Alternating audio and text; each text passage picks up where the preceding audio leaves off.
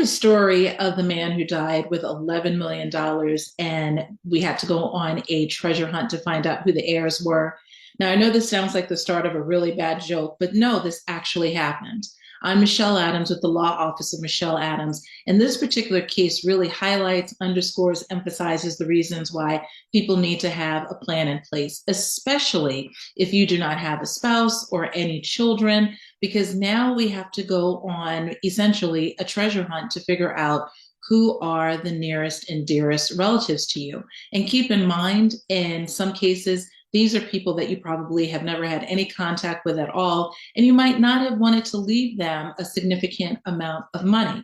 In this particular case, they found a number of different, I think it was 119 heirs located across countries around the world. And these were sometimes cousins that were once removed or twice removed. But this is what happens when you have to drill down to figure out who is next in line, who are the next of kin or your heirs. So do something different.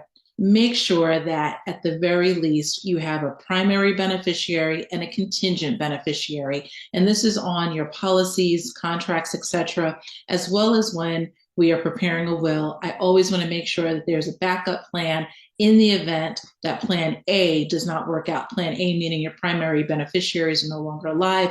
So who's the backup? What's the plan B? It's critically important. In this case, that $11 million dollars has now essentially, I don't want to say dwindled, but at the end of the day, those heirs are going to receive about $60,000 a piece. Now, that's not a bad, payout for a relative who had no idea that they were next in line to receive an inheritance. And in fact, many of the people that were the beneficiaries did not even know the gentleman who passed away.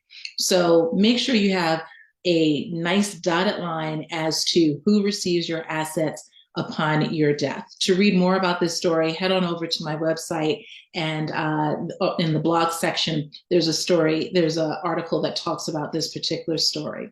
Until the next time, I'm Michelle Adams with the Law Office of Michelle Adams. Take care.